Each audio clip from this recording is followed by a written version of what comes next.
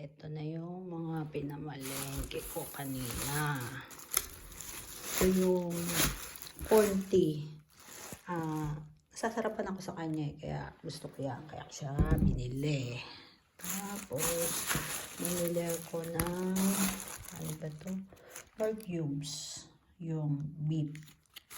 Kasi, pala ko magnilaga bukas. Tapos, sabi ko, pag-iisipan ko bibili o hindi. Pumili pa rin ako. Pero wala yung naka-box. So, yung tingi ang binili ko. Ito siya. Ano, tawag din?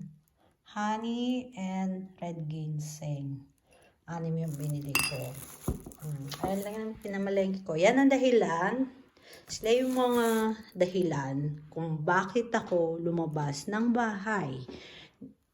Dahil hindi ako lumalabas ng bahay kung wala akong bibilhin. Dito lang ako pasarping-sarping sa internet.